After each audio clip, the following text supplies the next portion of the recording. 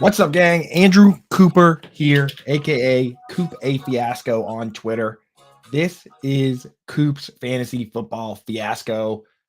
Here with Fantasy Alarm, Bettor Network, sponsored by FFPC. And ladies and gentlemen, we have made it. I'm sure you probably have a couple drafts left, but it is now crunch time. We're actually setting lineups. We're making moves. It's real. It's here. Football on Thursday, baby. We watched a little college football this weekend, some minor league football, some NFL tryouts. Got to admit, watching Coach Prime, the whole thing, pretty fun. But time to get serious. So far with the show, we've gone through, we did all the strategy, we did all the hypotheticals, we built our lineups, we built balanced lineups. That's why we had guys on to do robust RB and zero RB and yin and yang tight end and late round QB. We did all that. But now that we have those players together, we need to go about attacking these games, attacking this slate. So, 2 shows left before the big Sunday. This is the last show before Thursday football, before we go live here. So, what we're going to do, we're going to break down the slate today. I'm going to go through each game. I'm bringing on my man, Corey Parson, the fantasy exec, a guy who's been around for years and years to help with the 1 o'clock games. He's going to come on in the midway point. I'll look at the primetime games here. Then we'll bring Corey in, and then we'll finish up looking at the 4 o'clock games. We're going to go through and look at it from every aspect that you might be interested in, from a betting perspective, from a DFS perspective, from a fantasy football lineup perspective, who we can trust, who we can't trust. And then on Friday, what we'll do is I'll have my full weekly rankings, my week 1 rankings, and we'll just break those down. And you can ask any questions at that point, and we'll go through and do that. So that's the way we're going to do it. That's the way we're going to do it, and we're going to crush our leagues because we're all set up. We built our rosters the right way, and then now it's just a matter of slotting in the right players and making sure we get things done. So the first game I want to talk about, let's talk about the very first one. This Thursday, monster game. I mean, there are some amazing games this week. 2 of them I'm going to talk about in this section that are just perfect. They're amazing. This first one, Lions at Chiefs. Are you kidding me? 54-point over under. You're going to want to get as many guys in as possible from this game. The problem is not all of them are locks. We're going to learn a lot from this game. Some of these games, you look at them, and we'll talk about games like, the Steelers 49ers game, where you look at it and you're like, oh, I just start everybody in this game because they're all high-end players. In a game like this, we're going to learn so much that we can use for the rest of the season. So for this game, over under, let's talk about the game itself first. -7. The Chiefs are favored in this one. And I've seen 6.5. Here's the deal. The Chiefs, for 8 years straight, have won their home opener. And this is the Super Bowl team gets the luxury of playing the first game at home. The only time that I can remember where the Super Bowl winner didn't play at home was when the Ravens won and the owner of the Orioles refused to move an Orioles game so that the Ravens could play a home game. Absolute travesty. And they had to go on the road against the Broncos, and they lost that game. But I expect the Chiefs to win this game. I'm definitely not going to bet on the Lions to outright win. And what I would do personally if I was going to bet on this game, and I'll probably put some things in, some props, things like that, because it is the first game of the year. I'll take the Chiefs so I can get them 6.5. I'm not going to take the 7. I think that, the Chiefs winning by 7 sounds about right to me. On the over-under, I'm just not touching that. I want it to be a high-scoring game. I want this to be a shootout. I don't like to bet against things that I want to see, but I'm also not going to bet on over 54. No other game is even close to that. So what's up, guys? Trickling in the chat. How we doing today? So, yeah, I'm not betting on that. For must-start players, I'm looking at, obviously, you're starting Patrick Mahomes. Obviously, you're starting Travis Kelce. You're starting Amon-Ra St. Brown. And I think if you paid up for Jahmyr Gibbs, you are starting Jahmyr Gibbs. Those are the guys from this game that I look at it and I'm starting them no matter what. No matter what. But I personally am also starting a couple other guys a little farther down ahead, and in some situations, ahead of players I drafted ahead of them. I'll give you an example. I drafted a high-stakes league over at FFPC, right? That's one of my favorite places to play. The format's great. It's a tight end premium, which I love. And, it's kind of the gold-plated place to play. It's where the best high-stakes gamers play. If you can win a league over there, you say, oh, I'm a FFPC high-stakes champion. You throw it in your Twitter profile, and it's super cool, right? If you want to play over there, go to myffpc.com, use promo code ALARM, and they'll give you $25 if you deposit 35 or more.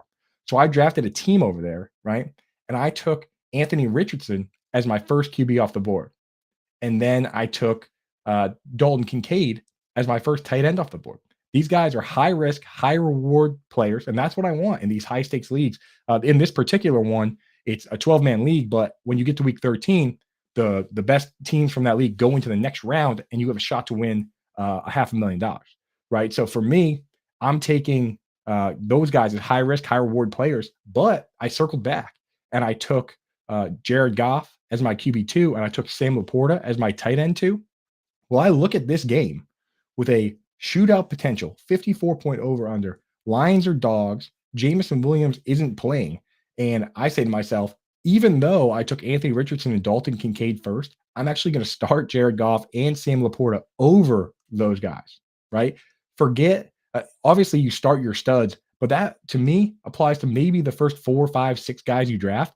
After that, I'm playing the matchups, man. I'm playing this game. I'm not starting, if I have my wide receiver 3 or 4 going up against one of the best corners in the league, a Sauce Gardner type guy, I'm not going to play him, right? So I start Stephon Diggs against Sauce Gardner because he's a stud. But if I had a lesser player, I wouldn't put him in that situation. I would just start somebody else. So in this case, I am starting my QB2 and my tight end 2 over my first 2 guys because I'm good at this, right? And because we planned in advance, we waited on quarterback, took 2 guys, and now we're going to play the matchups at least early on. And then if somebody breaks out, which is ideal, we drop the other guy, we trade the other guy. So that's what I'm doing. If you want to do stuff like that, go over to myffpc.com, use promo code ALARM, and they'll give you 25 bucks if you deposit 35 or more. Erndog, keep putting the comments and questions up on the screen there because I actually can't see the chat right now. Sorry, guys. But what up, Kevin Tompkins? I saw a Better Boss in here earlier. And I got to admit, there's guys at the fringe here that I'm keeping an eye on in this game. Guys that we have to see what happens. And Better Boss, this is my guy. Shout out Better Boss. He loves Richie James. Honestly, I'm keeping an eye on him. The moment they came out and said that Justin Ross and Rashee Rice were going to be package players, part-time players, where it's like, hey, the full playbook is, let's say hypothetically 100 plays. You take a guy like Rashee Rice, who's a rookie, and say, hey, make sure you know these 30 like the back of your hand. Kadarius Toney, make sure you know these plays like the back of your hand. And when it's time, you'll go in for this package of plays. That's kind of what they're doing with Justin Ross, Rashee Rice, and honestly, probably Kadarius Toney still too. I know he's been banged up. But that means that Sky Moore, and they didn't tell us outright that Sky Moore, MVS, and Richie James have a shot to potentially be 2 full-time players. Sure, I'll stash those guys. So my last advice for this game kind of revolves around that. It revolves around know your format, know your setting, know the rules of your leagues. If you play on Sleeper or Yahoo, you can potentially drop your kicker, add a player, and then drop that player after they've played and add a kicker back. There are now settings where you can shut that off. And I think it probably should be shut off because, I've been taking advantage of it for years, but it kind of is a backhanded move, right? So if you can do that, then go in and if you have Justin Tucker, leave him in there. But if you have some kicker that you're not in love with, drop the kicker, add Richie James or obviously Sam Laporta if he's available, Sky Moore if they're available. But throw a Rashee Rice, throw them on the bench, see what happens. Even a Clyde Edwards-Helaire. In this game, we don't get the running back handcuff because all 4 running backs, the top running backs for the 2 teams, should be rostered in every league, right? Like, definitely add those guys if they're not. If you look at your waivers right now and you can potentially drop your kicker and hold on to a guy and then add him back, make sure that Jahmyr Gibbs, David Montgomery, Isaiah Pacheco, and Jerick McKinnon are all rostered. They absolutely need to be rostered, especially in that format, but they probably are already. So that's how I'm handling this Thursday game. Super excited for it. Super excited. I'll tell you what, for my DFS, if I'm making DFS lineups, I'm putting Travis Kelce and I'm putting Sam Laporta in the lineup. That's the one thing I'm doing. The rest I'll figure out. I'll probably make a Mahomes team. I'll probably make a Goff team. We'll mix and match, but I'm double stacking the tight ends. I'm feeling good about it. I'm a tight end guy. I'm excited about it. So that's the first one. The other primetime games, we have Cowboys, Giants, -3 Cowboys. Our favorite in this one, 47-point over under. Honestly, I'm going to save this one, and we're going to talk to Corey Parson about it when he gets in because he's a big Cowboys fan. So I told him he was only going to look at the 1 o'clock games. I'm making him look at this Cowboys game with us too. And honestly, I'm going to try and sneak him, see if I can get him to stay for the 4 p.m. ones after. If not, if he has to go, we'll have him do Cowboys and the 1 p.m. games. And then after that, I'll handle the 4 p.m. games myself. We'll break down these slates, dude. We'll get deep into all the fantasy relevant players across the board here. So the other game, when I looked at this slate, if you were the schedule maker, you were probably, doing cartwheels, doing somersaults, backflips, knowing that you can do a Lions Chiefs game to start it, right? Because the Chiefs have to play the first game; they won the Super Bowl. And you look at the schedule, say Lions, electric. Let's do that. The other one, Bills, Jets. Are you kidding me? We're gonna get Bills at Jets on Monday night under the lights in New York City on 9/11 for Aaron Rodgers' first game with the Jets. That is going to be wild. I want players in that game. I'm going to be playing DFS. We're going to be betting it. Personally, I will say I'm actually not going to bet on the game itself, on what team wins. I think there's too much uncertainty there. If this was like Bengals, Bills, if both teams are basically bringing back the same teams from last year, I'd be in, man. But the way it is now, where the Bills are the Bills and the Jets, have all the hard knock steam, and we have no idea what we're about to get here. I can't bring myself to pick somebody to win that game. Honestly, as a Patriots fan, I don't even know who I want to win that game. I think I want the Jets. Hard to say, man. But I do know over under 46, we're going to have fantasy relevant players in this. I don't care about Sauce Gardner. I know it's not ideal, but there's no situation, unless it's a crazy keeper or dynasty league, where I can put Stephon Diggs on my bench. So I'm starting Josh Allen. I'm starting Stephon Diggs. I'm starting Garrett Wilson. Those guys are must start. The next group, honestly, Dalton Kincaid, I like the idea. And if he's my only tight end, or if I drafted 2 high-risk tight ends, then I'm starting Kincaid. But I would start Sam Laporta over Kincaid, given his matchup. And if I have a safer option, even honestly, as sad as it is, like a Tyler Higbee with no Cooper Kupp, I would probably start them and just hope that Kincaid is what we believe he is. But if he's not, we just don't know.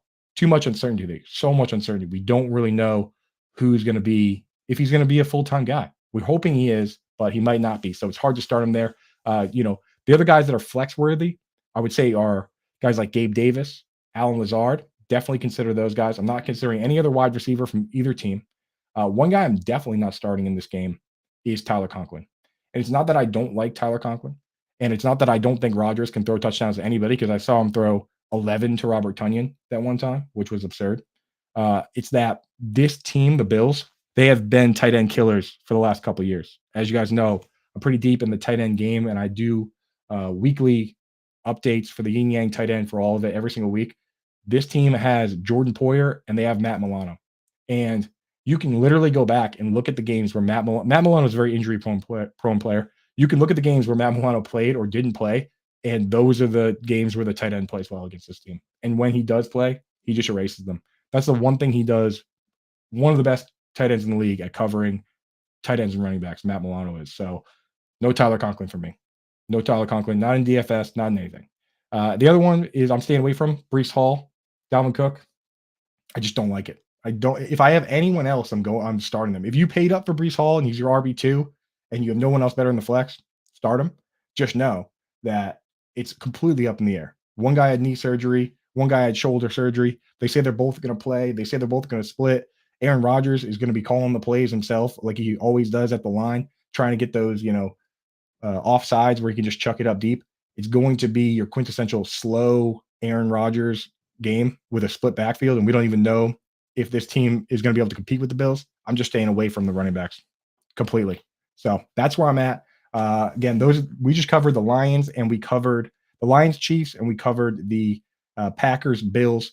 Now we're going to hear from our guys real quick at FFPC. Then we're going to bring on the fantasy exec, man, a legend in this industry, award winner, a host now. He was longtime SiriusXM host. Now he graces the airways of our Bettor network here. I'm going to bring him in, and he's a keen eye for these games, both from a betting standpoint and from a fantasy standpoint. So let's hear from the FFPC guys, and we'll bring Corey in and figure out what we should do with these 1 o'clock games. So let's get into some best ball philosophy here. Yeah. In your experience, going back many, many, many years, drafting in national tournaments, Bradley, have you historically been shying away from the running back position in favor of wide receivers? In favor of, if you're drafting in the FFPC tight end premium format, in favor of tight ends as well? Is that the smart play when you're drafting this early in the drafting season?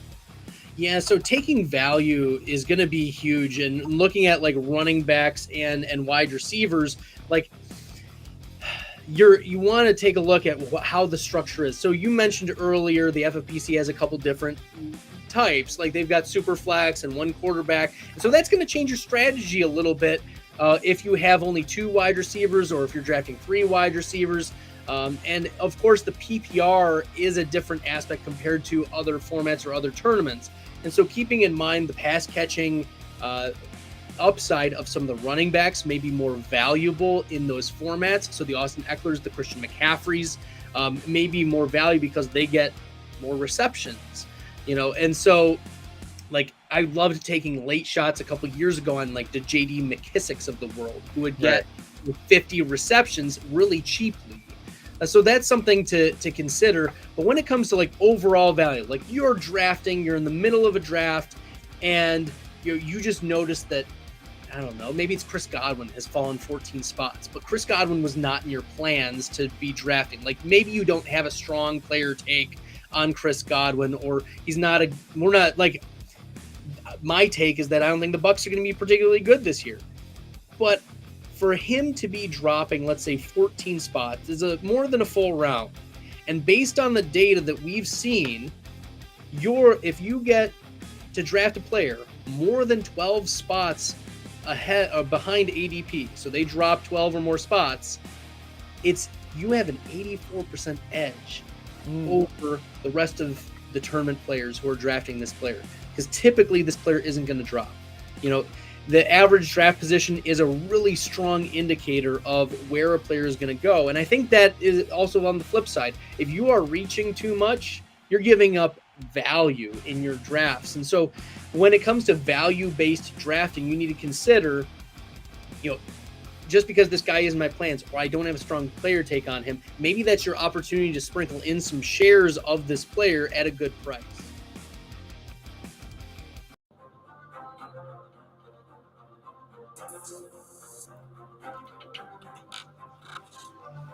What's up, gang? We are back, and we're ready to hit the 1 o'clock games with our guest, Corey Parson. Let's just bring the man on right now. Dog, let him in the room. Let's get going. And also, Corey, I know, Corey, what's up, my dude? I know I told Coop, you that commercial was long, Coop. What you say, bro? That commercial, that FFPC commercial was long, and they was talking about EV. We're skipping the second one. We're skipping. Especially if they talking about EV picks.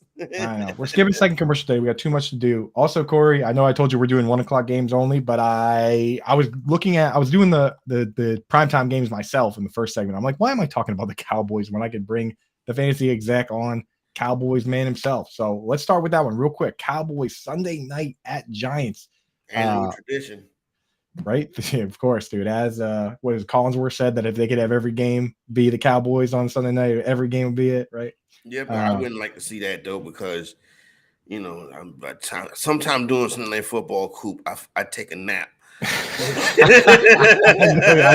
did the morning show with you, Corey. I know your nap schedule, dude. It's one of many. So listen. Yeah, I know, right? So listen. This game boils down to the Cowboys defense versus the Giants offense, and I think that's a battle that's going to be won by the Cowboys defense every time. They have had trouble, the Giants, guarding and taking care of Micah Parson, and I think he's going to probably wreck their game plan again. Last I saw, that number was still sitting 3.5. It's probably going to close there too. Like, even with that hook hanging out there on Monday Night Football, it's hard to take the Giants. I think the Giants are improved, from what they were a couple years ago. I just think the middle of the NFC is not really equipped for the top of the NFC. Right? Like, honestly, man, and again, you and I were both kind of on the Commanders as well, but the Eagles and Cowboys are just on a different level, man. This division will be a bloodbath this year, but I just think the Cowboys, with everything they've set up and bringing in Brandon Cooks, which super underrated aspect of the game, being able to stretch the field and do all that. I can't take the Giants in this one, so I'm willing to bet the Cowboys for fantasy purposes. I've seen where Daniel Jones' numbers looks like they're popping for underdog. Yeah. I saw that. And maybe they're running some kind of promotion that night with both quarterbacks, maybe. But they do it for all the primetime games early so on. It looks like Daniel Jones. Maybe that's why that number popped up in green on my optimizer. But it looks like Daniel Jones, he's probably going to have to throw a lot. I can imagine that being the case. Listen, I think Dallas's offense is going to be efficient. A lot of Tony Pollard, but when Dak does throw, it's going to be throws that are worth something. You know what I'm saying? Like, I can see in a perfect world, Dak can go 20 or 28 with 3 touchdown passes. Like, you know what I'm saying? Right. But they don't need no more Dalton Schultz. No more Dalton. Yeah, the interception. Hey, he said he's not throwing as many this year, Corey. Right? Yeah, good luck. You believe that? No, but yeah, I mean, it's like no more Dalton Schultz. I don't think people keep telling me, Jake Ferguson, this and Hendershot and Schoonmaker. I think you're right, Corey, that they want to go away from the dink and dunk and really the fast pace, just kind of, keep it moving, go crazy and go more of an efficiency route. Like what do you do with Aaron Rodgers, where he slows the game down, and when the plays happen, they're meaningful chunk plays, right? So but you have to manage the game with Prescott is one thing that we've learned, and if you can manage the game with Prescott, that makes it good. That's why Kellen Moore not being the offensive, Kellen Moore don't care about managing the game. Kellen Moore trying to get first downs and put up big yardage numbers so he can look good to be a head coach one day. But when you're a head coach, Coop, it's different. You're not worried about first downs. You're worried about wins. In order to win the football game, the quarterback got to throw the ball to the people with the star on the helmet. You know what I'm saying? And I think McCarthy taking over the reins is going to slow the team down and let them play at a pace to where you can let that defense set the tone, but still be efficient on offense. At least I hope that's what the case is. And as far as the Giants go, I worry. Saquon Barkley is the best player on the Giants. Saquon Barkley is the reason why. Saquon Barkley this, Saquon Barkley that. I don't think that Saquon Barkley. I think you may see Daniel Jones emerge as the best player on the Giants. I mean, the guy ran for 700 yards last year, and the lines I'm seeing on sites like Underdog and DraftKings, they're setting that the over under like 575 rushing yards. I'll take that all day in fantasy football. Yeah, I'll take that. 100%. So we're starting Dak. I mean, I know, say what you will about Dak. If you have him, you're starting him this week. You start Lamb, you start Pollard, you start Barkley, you start Waller. After that, Daniel Jones is definitely an option. Are you starting? I mean, where do you land on guys like Brandon Cooks, Isaiah Hodgins, Michael Gallup? Are they flex worthy, or are you kind of wait and see on those guys? Yeah, I think if you have a league where you start 3 wide receivers and a flex, I think Brandon Cooks can be a guy that's wide receiver 3 or flexible. I think I said it earlier. You look at the role T.Y. Hilton had in those couple games he played last year. Brandon Cooks will have a similar role this year. And then Brandon Cooks is going to be a guy that can stretch the field, get deep down the field. He's had years where his yards per catch was up there above 16, 17. He is that type of player. Maybe not no more as much as that the depth of that target, but I think he is startable. Now, will I go as deep as putting Deuce Vaughn in starting lineups this week? Probably not. Yeah, unless you're in a 16 team. Maybe single game DFS slate. Yeah, something like that. A shot, because he could break one. You know what I'm saying? Hell, he might be able to break 2. The kind of wiggle heat and electricity that he has. Real quick, Scott Kobe in the chat asked, "What do you think about the running back situation?" So you'd rather have Deuce Vaughn than Rico Dowdle? Sounds like. Yeah, I'd rather go Deuce over Rico, and I think Rico's good. I even like Malik Davis. I think all the backs can run, and the Cowboys' offensive line is going to be elite again this year. So as long as they can stay healthy, they continue to draft strong up there. Everybody's paid now. Everybody's happy. And so I look at it that way. So I think any back you put in there, but as far as getting the touches, it'd be Rico and Deuce to go along with TP. And I would say that Tony Pollard is probably the team's best fantasy. Yeah, he's so dialed in right now. All right, let's get to the 1:00 games. First one here, Panthers at Falcons. I know that you're supportive of the Panthers, right? You've made that pretty clear. Yeah, we backsliding a little bit. Frank Wright in that 0-3 preseason. Frank Wright better get his act together. But so Falcons favored by 3. You willing to take any action on this one? Over under is 42.5. I would. So is the hook is going now? Depends where you look. I would buy the hook and take the Panthers with the. It's a 3 points, three-point yeah. game. It's a Okay. 3-point game. It's a 3-point game. This is how these two teams play. These two teams play 3-point games. It'll be a close back and forth game. Atlanta probably has more talent on the roster. If Atlanta can create disruption with their front against the Panthers line, it can make things difficult for Young in his debut. If they can get him blocked, I think Young will be able to show you something. You know what Atlanta's going to do? They're going to run the football, play solid defense to the best of their ability.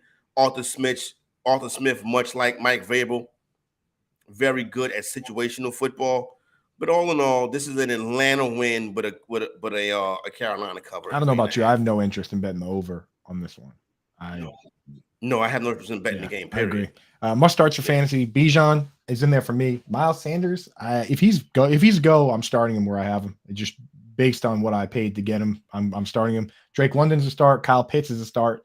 If you were going to pick one of the Panthers wideouts, Chark, Thielen, Mingo, you got to get him in a lineup. Oh boy! Like the thing is, for DFS, I look at it and it's like these guys where they're priced. If you can make it work with one of these guys, it really helps the lineup. But I don't know. If you had to pick one, where would you go? Man, it's so difficult right there because it's so many ways that you can like theories on young quarterbacks, right? Yeah. Young quarterbacks generally like to target the true number one, but Carolina does not have a true number one. So then, but you do have a veteran who is known for running quarterback-friendly routes like Adam Thielen. And then you have Hayden Hurst, who is very interesting to me. Like, that's going to be a guy that I'm going to keep an eye on this week, see what his target share looks like. He could be a name that pops up with the waiver wire last week. If I had to go with a wide receiver, though, I go Thielen because he's I love Hayden Hurst is the guy from this crew that I was saying drafting fantasy simply because if the targets are split even between all these guys, one of them you can start at tight end. He's got the positional scarcity, right? Like we did the same thing with Evan Ingram last year. It's like if it's all equal, one of these guys is much more valuable than the other. And that would make Hurst the guy. I think we got to see it first, but you can be bold and put him out there right now if you're trying to knock down a big one. Oh yeah. But he all reports say that he is going to be a big part of that. Right. And you talk about your rookie quarterback narratives. We're talking a smaller guy. The line is going to be collapsing as we've kind of seen a little bit. Maybe he does just lean into the big target running the shorter routes. So, Hayden Hurst on the radar. They got to move him around in the pocket. I hope Frank Wright don't get the quarterback killed. If so, Nick Saban gonna come down there and take care of him. All right, let's move to the next game with a rookie quarterback. Texans at Ravens. I'm not sure what you've been seeing. Ravens right now, they opened at 10. Now it's at 9.5. Over under 44. Is there anything, Zach, you see anything from a gambling standpoint there? Yeah, you take the points with the Houston Texans, and I know that sounds crazy, but I think in Lamar Jackson's career, this feels right. 10 and 18 ATS as home favorites. They win the game, but they don't cover the spread. Baltimore is overvalued when they're a home favorite, so I would take the 10, maybe buy the hook at 10.5 with the Texans.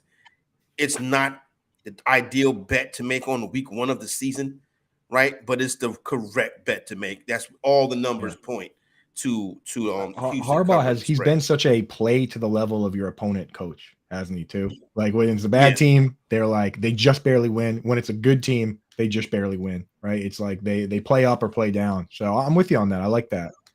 You last year I remember criticizing them every week.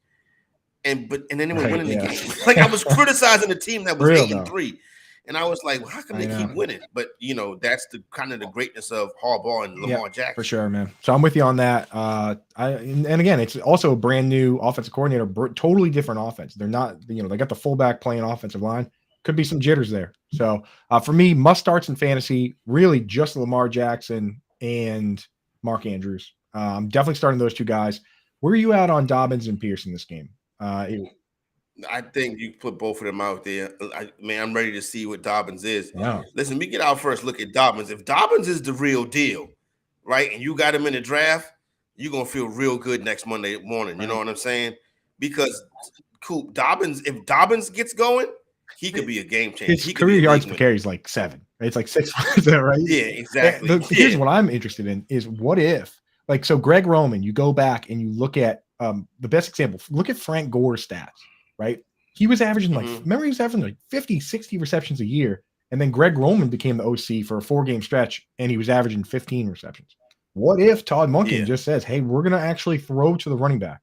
And now J.K. Dobbins is a guy running for 5.5 yards a carry, and he's catching even just 30, 40 balls. Dude, he'll crush you. And then the type of talent that he is too, like he's super duper talented. Like he's the type of guy that could running back that could put a team on his back when he's healthy. When he was playing at his best, you saw an elite level talent. You know what I'm saying? Health obviously premium. Seems like he's got his sit-in taken care of. Whatever, it's fine with the money. Baltimore goes into this season whole. Coop, they got to make it to the AFC Championship game. If not, it's a problem. If they have good health, if they're blessed with good health, what up, Chris? If they're blessed with good health throughout the course of the season, then they should be in the AFC Championship game. They need to be because the quarterback got paid, right? The quarterback got his money. Now the team looks healthy. Let's see you take it. You gotta prove that you're better than the Bengals. And for the first time, they have depth. I mean, even they have Tyler Huntley just in case. They have Isaiah Likely just in case. They finally have 3 wide receivers instead of having 1 or none. So, I mean, it's all there. It's all there. Dalton Schultz. And the thing with Dobbins is Dobbins can operate where Jackson likes to operate in the middle of the field. Dalton Schultz, a guy I may be starting if you need him. It's such a boring play, but I mean, hey, same thing we talked. It's literally the same thing we talked about with Hayden Hurst. It's copy and paste what I just said about Hayden Hurst, right? For Dalton Schultz. Yep, same thing. Pick one for me, Corey. Rashad Bateman, Odell Beckham Jr., Zay Flowers. Give me the new guy. He looked good, man. None of these guys didn't play during preseason. Lamar didn't play. Odell didn't play. Bateman didn't play. So Flowers look good. And then pick one. I know it's gross. This is more of a DFS play, but give me one of Nico Collins, Robert Woods, John Mechie, and we'll get off this game. I know it is. But I mean, the thing is, it's this uncertainty. The week 1 uncertainty you can get if you pick the right guy. You're getting them for crazy cheap, and it could be big money on something like DFS. I'll throw Tank Dell in there too. Let's go with the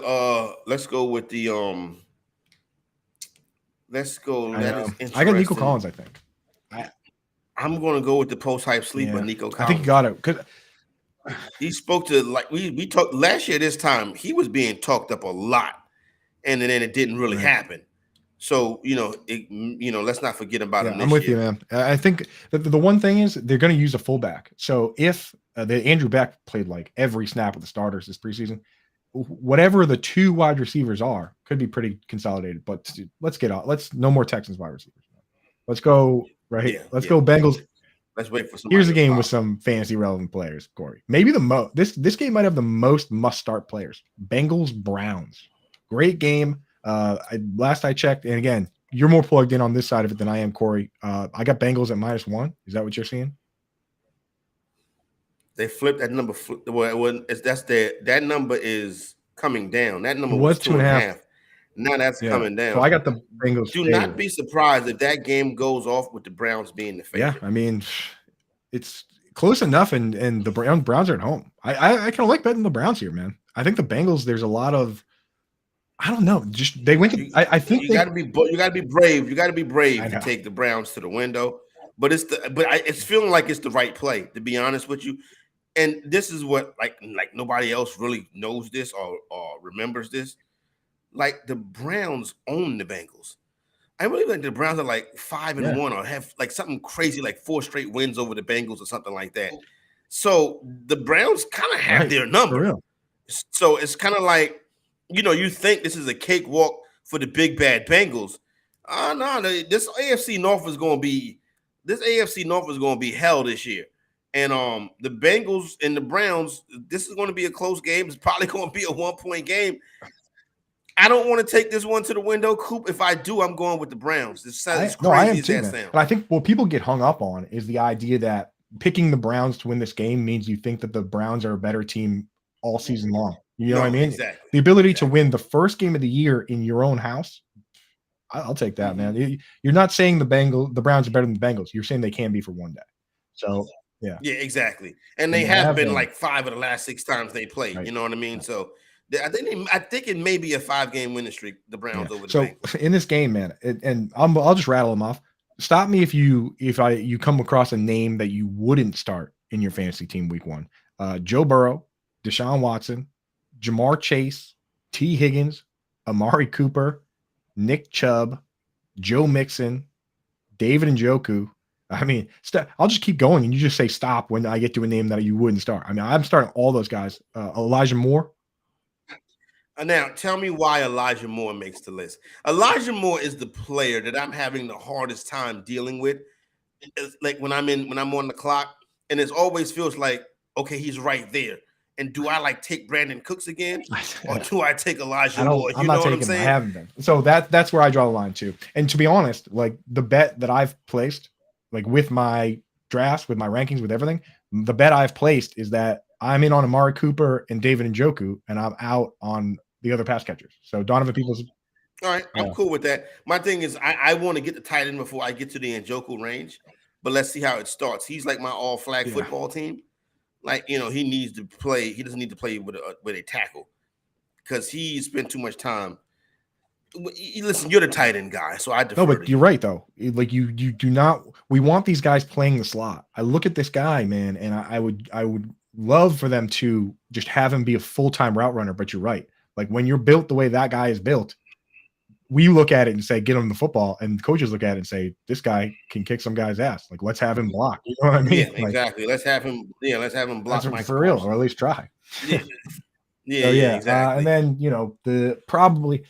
this is a name that he gets drafted in every single fantasy draft. And I just don't know where and when you start him. But Tyler Boyd, man, where are you at with Tyler Boyd these days? Tyler Boyd he's an excellent. He might be one of the best insurance policies as a wide receiver in fantasy. Like if something happens to Higgins or Chase, Tyler Boyd can step right in and be a player on par with those guys. He doesn't get the snaps now and the recognition because those are 2 elite level wide receivers. But Tyler Boyd can put up some numbers to himself. Now, you will start Tyler Boyd in case of an injury, and you will start Tyler Boyd as a wide receiver 3 or a flex in the bye weeks. Like when you have those hellacious bye weeks, that's really what you have him on your team for. He also could be the first guy to hit the waiver wire. 100%. Irv Smith Jr. is a guy I'm not starting. I will add, I almost forgot to mention that David Njoku this week for season long, it is what it is. But for this week, I'm starting him in DFS in a lot of places. He's crazy cheap on DraftKings. And people forget that the Bengals, they lost both their starting safeties.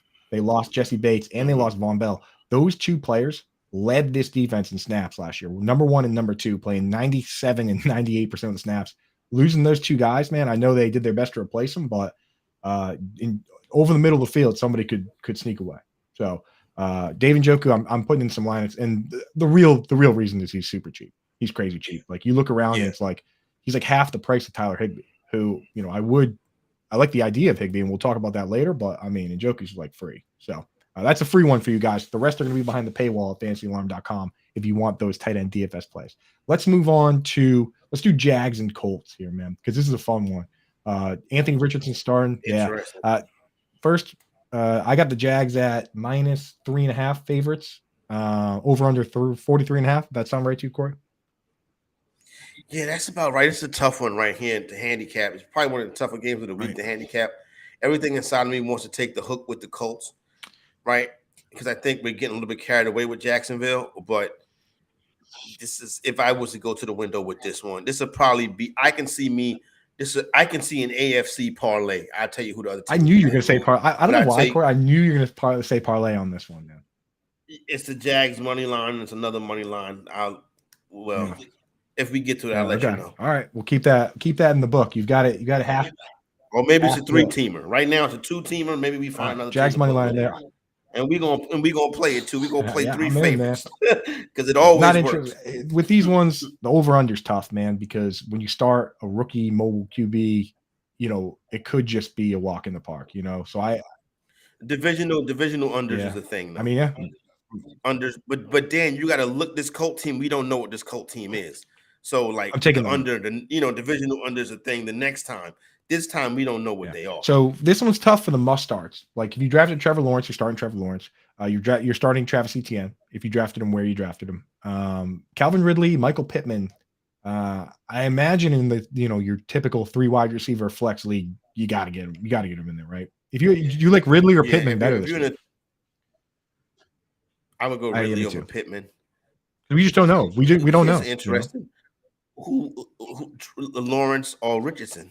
I said it in segment 1. In one of my leagues, I drafted Anthony Richardson and Dalton Kincaid as my QB1 and tight end 1, and I'm benching both this week. I'm starting Jared Goff and Sam Laporta over him. So if I win, you and I talked about this, Corey, where we were like, the only situation we draft 2 QBs in a 1 QB league is the Anthony Richardson, right?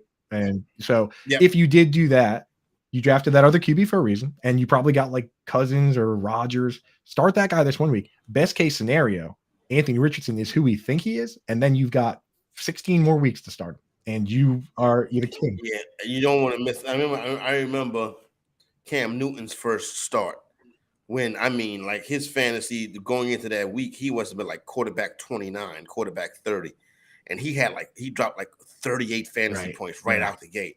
And everybody said he wasn't going to do it again. And the next week he dropped like 40. And everybody was like, okay, it's time to put him in your lineup. It's not possible, but I watched Deshaun Watson. Watson did the same thing. He can go so crazy. Tell you what. Watson was Thursday night to start the week.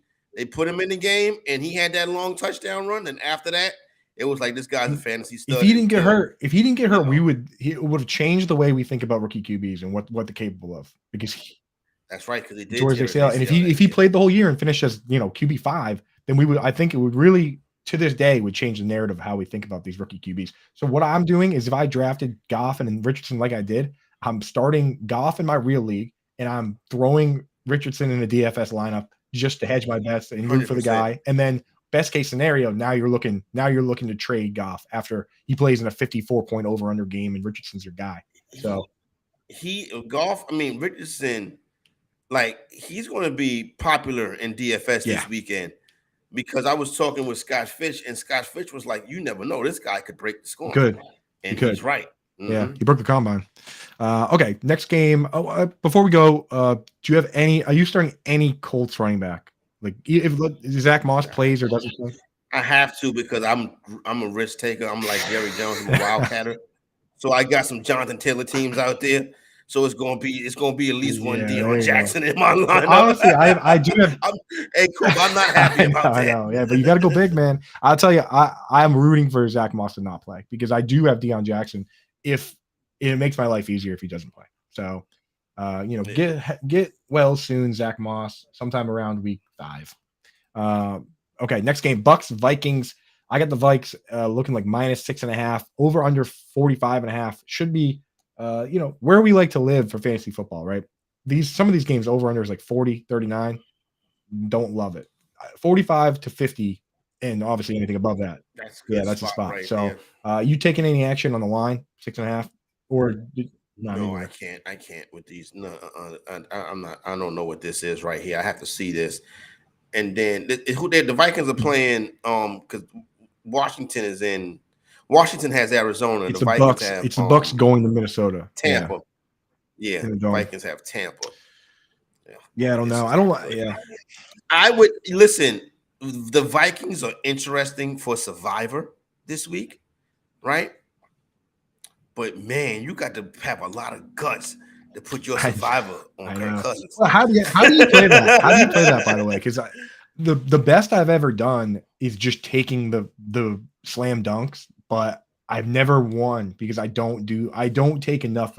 It's almost like you want to rip the Band-Aid off early picking games like this, though. No, Corey? Like, when are you going to pick some of these teams again, Like, no, I don't want to change the content. So it's like, you know what? Cool. You just got to make it to the see, I don't worry about a strategy when it comes to Survivor. The strategy is to make it to the next week. Truly. You know what I'm saying? But I would I'm wary of divisional matchups, right? It's something I think you have to be wary of. Obviously, you'd be wary of road teams, and you kind of want to get a history between the two teams. Like I can see some people in Survivor this week being like, you know what, I'm going to take Joe Burrow in the Bengals against the lowly Browns, not knowing that the Browns beat them 5 times in a row. So I think you got to pay attention to stuff like that. But I think Minnesota is going to be a popular Survivor pick this week, but Kirk Cousins may not be popular in Survivor circles. He on is Monday just that morning. guy. He digs such a hole for himself every time, and then shoots his way out of it. Right, like that's how he plays. Yeah, man. but do the Buccaneers have enough though to compete? Losing Jensen again probably for done for the career, unfortunately. Hey, speaking of having some awareness, I just realized that we are so far behind schedule. Let's rip through these games here. We got in this game, honestly, you're starting everybody: JJ, Hawk, Godwin, Evans, Rashad White. The questions are Alexander Madison, Jordan Addison. Do you have any interest in starting those guys in regular lineups or DFS this week? What is Alexander Madison? I don't know. Dude. With Madison, when it came to handcuffs, he was an elite handcuff. I traded Alexander Madison for CD Lamb a couple years ago. Like the Dalvin Cook owner had like an injury problem and he wanted Madison. But now it's like, now that he got the job, the community hates him. So I'm like, why are we all out on, like, I don't know. So I'm asking. You know what it is? It's the efficiency nerd stat community that they look at Tony Pollard and Alexander Madison. That's very similar. But when you look at the behind the scenes numbers, the expected fantasy points, all the machine learning stuff, it basically says that Tony Pollard's awesome and Alexander Madison isn't. But like you said, whenever these guys got to play, for the most part, they were awesome. Madison had a couple bad games, but I mean, how many times was he the RB1 or RB2 overall for the entire slate when he started? So, listen, if I'd be having him on my bench, and then Dalvin Cook get hurt, I'd be like, yes. And then he'd go off every time, and then he got the job. Everybody's like, I know, man. I don't know. I don't understand they get infatuated with these guys like Ty Chandler and all these guys. I mean, Dwayne McBride got cut. They drafted a RB and cut him, so it's still the same dudes. So yeah, it's the same dudes that were there last year. No, you play him, and I think you play Madison as well. I think Addison is going to improve as the year goes on. When KJ Osborne just go away, it would be great. Exactly. You know, what would be awesome for this team for fantasy is if they would just they paid Josh Oliver a lot of money, just use him all the time. And just have him in there and let Hawk and Addison and JJ run like crazy. That would be nice. I would love that. Yep. All right. Saints, Titans at Saints. Saints, I've got them -4, over under 4.5. So kind of gross. Oh, I would take the 4 points with the Titans. The Titans, you just don't beat the Titans. The Titans will fight to the bitter, especially early in the season like this. We're going to have them. This is probably the most lopsided coaching matchup this week. Agreed. But then again, who do Staley play? Chargers play. No, this is lopsided.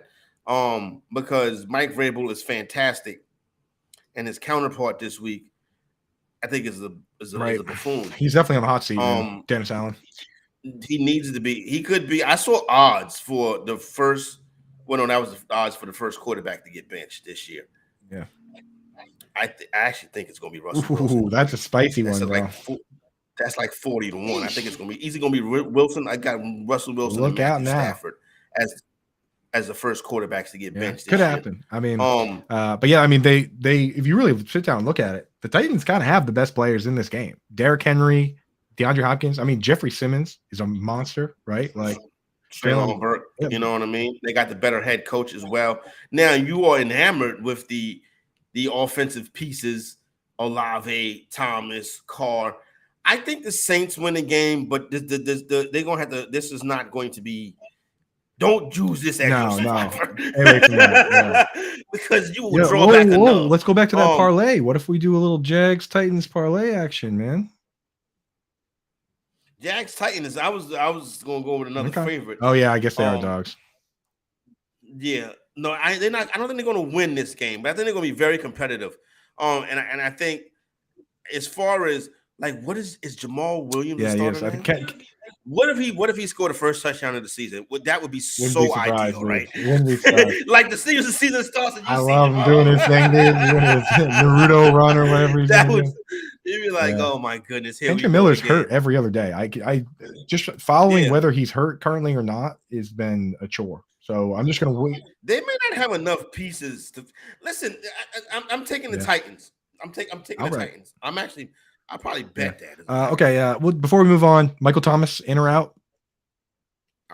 I'm in still. I'm in. I'm gonna wait and see. Where you drafted him, you don't have to even start him. So I'm not gonna start him this week. True, you're right. He's disappointed enough to where I don't think he wants to be in New Orleans anymore. I mean, he's got 5. They set his contract up so that he gets 10 million, but he gets 15 with the incentives. So they kind of they're giving him 5 million reasons to care this year. Okay, last 1 o'clock. You mind just hanging through the end of the show and just wrapping the last couple games? Can you hang, Corey? My man, sure, let's go, dude. This one is you got 9 minutes. This one's interesting. 49ers at Steelers, and it's full of quote unquote must start players for fantasy football, but the over-under set at 40 and a half. So maybe not. Yeah, because you got top guys as far as guys like, you're going to start guys like Harris is going to start, and everybody loves Pickens, and Freiermuth is a starter. You're not going to start Kenny Pickett, but I think he'll be the guy that's really going to impress. I want to say, Corey, that the fantasy exec, the market must be listening to you, because when you and I last talked about this game, the line was at like 3.5, at least 3, but it's coming closer and closer together. They're listening to the exec on Mike Tomlin. Are you still willing to go Steelers money line here? Steelers money line here, and I would do it soon. Steelers at some point before kickoff, I wouldn't be surprised if the Steelers became the favorite. I mean, it's just Mike Tomlin, man. He's that dude. And you know what? I gotta mention it. 4 or 5 straight week 1 wins. I think 4 straight week 1 wins for Mike Tomlin. And that's the sign of a good coach, is that like his teams are just ready. The standard is the standard. And I gotta say, well, because Coop, you can prepare. You have the whole offseason to prepare for one team. You see what I'm saying? So we know we're going to be good at least this week. Yeah, for sure, man. So, and again, like I followed you on Coach Prime and Colorado, so I'm following you on this one too, man. Like, hey, that was a hell of a that money line was Yeah. pretty cool. That money line. I was like, yes, and then I gave it all right back the rest of the night. Those are the ones where I turned to my wife and I'm like, look at this, huh, Corey? Look at it. Yeah. This is fun, isn't it? Listen, I was kind of nervous. Like I stopped watching the fourth quarter. I was like, it was a Cowboy game. Yeah, I was nervous, but they got that money line done, and now you can forget about trying to catch a plus 800. I'm in, man, dude. Before Sunday morning, I'm just gonna tee up Coach Prime speeches before I go on my shows, bro. Because he's got me fired up. He's like, we ain't coming, we here. Right, like that stuff had me fired up. I mean, it's like, so CMC, you're starting him. Najee, you start him. Deontay Johnson, you start him. If you drafted Kittle, you start him. Freiermuth, Ayuk. I mean, Ayuk and Debo. Like, you almost have to start everybody, even though it's supposed to be a low-scoring game. George Pickens. Do you draw the line there? Or you got him in there too. I think you got to put George Pickens in there. He's going to be. People are excited to see what George Pickens can do. Like him and Deontay Johnson are going back to back in drafts now. So the hype machine for Pickens really took off. I don't have him anywhere now. I still probably got a couple of drafts left to go before we wind it down. You know what I'm saying? Whether it be some best ball stuff, I'll probably try to hop in another auction, one more at least, before the season start. With that being said, if the guys that I haven't have a chance to get yet, like Bijan and George Pickens, they'll probably make. You got to do the auctions to grab a couple last minute auction to grab your guys, just overpay. That's kind of the move. Yeah, 100%. We got to go quick here. Cardinals, Washington. I don't even think there's not a must start player in the game at all. The over under is 39. Washington's probably going to win pretty handedly. That's one more where I'm just more interested in seeing what happens. To be honest, like I want to know. Yeah, Arizona historically tank job. You know what I'm saying? Josh Dobbs, Clayton Tune. Washington is somebody I would consider for survival this week too, but you putting your money on that could be a miserable death. Their schedule is so bad, Washington, that I think I would pick. If you want to get cute, this is the one to pick. Washington to beat the Cardinals. Yeah. Like, can you imagine you rolling Washington out in your survival league? You'll know you did it yourself. I'm really curious to see the target share for Marquise Brown, and I'm really interested to see what they do with Antonio Gibson. Yeah. Gibson can come out the gate. Why do they hate him? I don't know what the deal with the Gibson thing is. It's weird to me. But Bieniemy don't care about anybody else in that organization. So apparently he's moving him around. He's going to use him. I want to see his usage. Yeah, for sure. I agree. Packers, Bears. I mean, again, if you had to start one of Jordan Love, Kenny Pickett, or Brock Purdy, who you starting? Jordan Love, Kenny Pickett, Brock 2 QB Purdy. league. Oh, Jordan Love. I think I like it, man. I think I like it. And it's only a 2.5. Bears only 2.5 point favorites at home. Does that sound right to you? So another game. Look for this might flip too. They're seeing some alerts. Some money hit this game this morning and dropped that Packer number back down to 1. That game might flip on Sunday morning too. You're starting to see some sharp money come in on the Green Bay Packers. The Bears lost 8 straight games. Bears were the worst team in the league last year. But everybody's like, yeah, the Bears. And I'm like, they were the worst team in the league. They had the first pick. They lost 8 games in a row last year. You know what I'm saying? Like, what makes you think that they're going to? People are optimistic about Justin Fields. The fantasy, right? Team. The fantasy football. That's what's doing it. What about Raiders, Broncos? We got Broncos favored 3.5. And again, I know you got money on Russell Wilson kind of blowing up, so I don't know. Yeah, underdog. Dogs, underdog. Yep. 100% the underdog in this one. As a matter of fact, I think the Raiders beat the Broncos twice last year. Yes, they beat them once. Okay, Dolphins, Chargers. This one's a good one. This might be the game of the week here. I'm loving this game. That's the parlay. Yeah. Jaguars and Chargers. Oh, you like the Chargers to win? The Chargers. And I don't know if I would lay the 3 with the Chargers. I might take the Chargers beat the Dolphins late in the year last year with Tua. What you notice about the Chargers, despite their coach being a jackass, they play good at home. True. It is true. And that's the MO. They don't have no fans. You know what I'm saying? So maybe they don't have to worry too much about getting booed at home because nobody don't be in the stands anyway. You know what I'm saying? At least they come to see the other team. So they're probably used to getting booed in their building and to make them play harder. But I like the Chargers on the money line. Could be it's going to be in the AFC is going to be a dog fight every week. And this is going to be a dogfight. Like this game in week 1, Coop has playoff implications. It is. Honestly, there are 3 games I'm pumped for. The most pumped for. Obviously, the first one, Chiefs game, Lions game. The Bills and Jets on Monday night. This is in that tier for me. 50-point over under, man. No Close game. A lot of I have tons of guys going to fantasy. I have so much Waddle and Keenan Allen and Raheem Mostert. Right? It's like, and this is an easy one because like. It's pretty consolidated at the top. I feel no need to start Durham Smythe or even Gerald Everett or Quentin Johnson. Yeah. You know who the stars are? Like I'm ready to be disappointed by this game. Let's go on to a team you and I have both been on. The New England Patriots at home, got the Eagles coming to town though. And that line opened at 5. I'm seeing it at 4 now. Dude, even as a Pats fan, I kind of think the Eagles are going to crush them. What do you think, man? The Eagles going. I know. The thing is, now that's it. Now there's a team for Survivor right there. Even though you don't want to go against Bill Belichick in Survivor, that's fine. But the Eagles are probably going to. Corey, when you and me laid the money on Pat 7.5, this one was not one of the games. This was not one of those 8 games. This one's on the other side, but that's okay. 45.5 point over under. Not many guys you can trust. I mean, again, highly consolidated with who you're starting on the Eagles and on the Patriots. I mean, maybe Juju, obviously Ramondre, but I mean, I don't know, man. Not many Patriots I'm willing to trust. Gesicki's got the shoulder, so you can't really trust him or Hunter Henry. Is there anybody on the Pats that you're like maybe DFS or just stay away? Don't care. Stay away. Agreed. All right, last one. Then we haven't hit on. We got the Rams going to Seattle. You got to go, son. We gotta go. Give me a winner. Who wins that game? That's it. All right, that's it. You know who to start in that game. That's an easy one as well. JSN with the broken arm. That's it for us. Corey Parson, man, you're the man. Tell everybody where they can find your show that you got going on, BSN. You can find right here on the Bettor Network in the morning time. Be up there rocking and rolling, getting y'all ready for the day. Holla at me. Let's go, baby. All right, that's it for the week 1 slate, and I will be back on Friday to give you my straight up week 1 rankings. We're gonna make it easy for you guys. All right, thanks, Corey. You're the man, and thanks for tuning in, everybody.